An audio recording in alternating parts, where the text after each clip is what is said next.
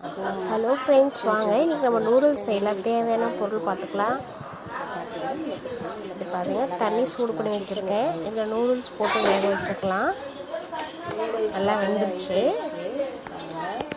Press பண்ணி பார்க்கலாம். பாருங்கள், நல்லா வெந்திருக்கு.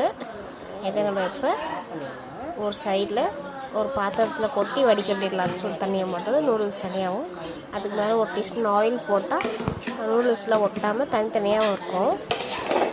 அதை அப்படியே கிண்டி விட்டுக்கலாம். பாருங்கள், இந்த சைடில் பார்த்தீங்கன்னா எண்ணெய் ஊற்றிட்டு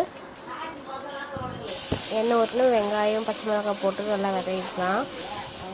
அது நல்லா வதங்கினோடனே தக்காளி போட்டு வதக்கிக்கலாம். தக்காளி போட்டு அதையும் நல்லா மைய வதக்கிக்கலாம்.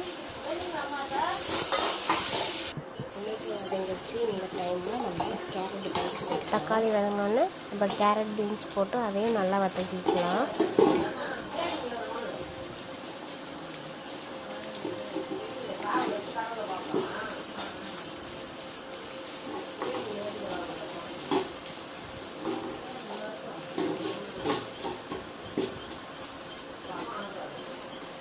கேரட் பீன்ஸ் நல்லா வதங்கினோடனே நம்ம அதில்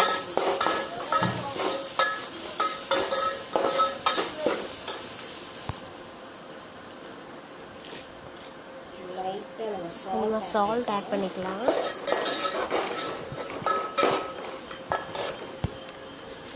அதுலேயே பார்த்தீங்கன்னா கொஞ்சமாக சோயா சாஸ் ஆட் பண்ணிக்கலாம்.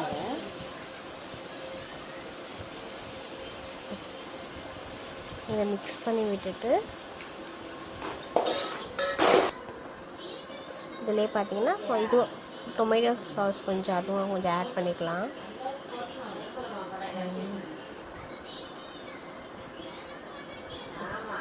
இதையும் கொஞ்சம் நல்லா மிக்ஸ் பண்ணிவிட்டு இது கூட பார்த்தீங்கன்னா noodles masala, veg noodles masala அதையும் ஆட் பண்ணிக்கலாம்.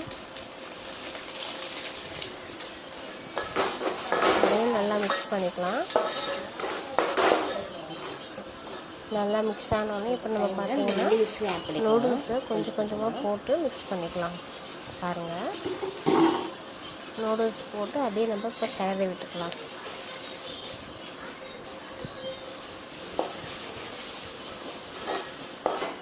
நல்லா மிக்ஸ் பண்ணி விட்டுக்கலாம். பாருங்கள், இது கூடவே பார்த்தீங்கன்னா கொஞ்சம் சிக்கன் மசாலா கொஞ்சம் ஆட் பண்ணிங்கன்னா இன்னும் கொஞ்சம் சூப்பராக இருக்கும். அப்படியே கொஞ்சம் ஆட் பண்ணிக்கோங்க.